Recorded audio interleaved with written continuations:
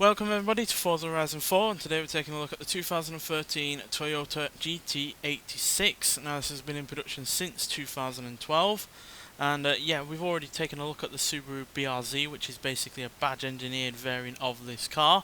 Though there are a few differences, there are a few styling alterations, either to the bumper or to the rear fascia, and yeah, the front suspension is slightly stiffer on the Subaru BRZ. I imagine it's slightly softer on this Toyota because Toyota, even at the time, were less well known for their sporty vehicles. But yeah, they're the only real major differences, because they still have the same layout, front engine rear wheel drive, still have the same 6-speed manual gearbox, and still have the same engine producing the same amount of power. So yeah, it's still a 2-litre flat floor engine producing 197 horsepower and 151 pounds-feet of torque, which is a fair decent amount, especially considering this car only weighs 2,734 pounds, which is apparently slightly lighter than the BRZ, or only marginally though, about 30 pounds maybe. But yeah, there's no major differences between the two cars. But I thought we'd take a look at this car because it is a recent inductee into the festival playlist. You have to do a free race championship and it'll be all yours. And yeah, I'm sure it's a car people have been wanting, because some people do generally prefer a Toyota version of a car over a Subaru version, for whatever reason, especially when considering they are practically the same. Yeah, there's a few interior changes as well. There's a few different plastic trims that are over the Subaru, but again, they are practically the same. Decent interior. Not much in the way of room in terms of rear space, but there are seats there to be used. And yeah, the boot is also still really rather reasonable. But yeah, on the whole, it is virtually the same as the Subaru BRZ. But nonetheless, let's get out onto the open road and see what this car can do. So yeah, it would be nice to have a proper test out there to see how much better the BRZ is in terms of handling compared to this. Like I said, that BRZ does have the slightly stiffer front suspension. But to me, I can pretty much not tell the difference. And yeah, there's no real difference in terms of acceleration either. But I'll just let you listen to the engine first, because it is a really rather nice sounding engine. You have arrived at your destination.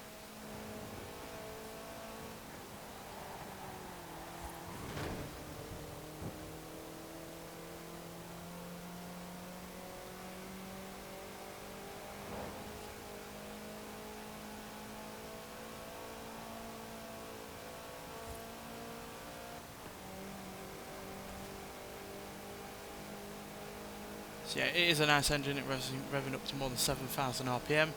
Again, just like the Subaru. And just like the Subaru, this can do 0 to 60 in 6.3 seconds, 0 to 100 in 16.4 seconds, and go to a top speed of 148 miles an hour. Which I know isn't the best kind of acceleration or top speed for a supposed sports car. But this is, like I probably said with the Subaru, is a really rather more simplified version of a sports car. It's not complicated whatsoever. It's got very minimal electronic systems on the go. It's got really rather skinny tyres, so you can get some proper slides in. And yeah, even though it's not the most powerful, it does use that power really rather well because it doesn't weigh all that much. And yeah, it's really rather nicely balanced. And yeah, it's just a really rather nice, simple sports car, like you would expect from, say, the 60s or the 70s. Lightweight, rear-wheel drive, front-engined, fair decent amount of power, but not too much to get you into a lot of trouble. And yeah, decent rate of acceleration and a good top speed. And yeah, that's all it really has, all it really needs, to be honest, to be fun. And it is a fun car, no doubt about that. And yeah, I am glad they've put it on the game, because, you know, more cars is never a bad thing. But to be honest, there's so minimal amount of differences between this and the Subaru that it doesn't really feel like a necessity. But again, like I said, some people do generally just prefer this car because it's a Toyota over the Subaru. So for them people, I'm sure it's a win-win. But I would have preferred a Toyota that we've yet to see on a Forza game for a while to return, or a brand new Toyota that we've never had before. So yeah, that's just my 2 cents on that regard. But yeah, like I said, you can get this car by doing a free race championship on the festival playlist. It's fairly simple. You're just going around in what was it? I think it was a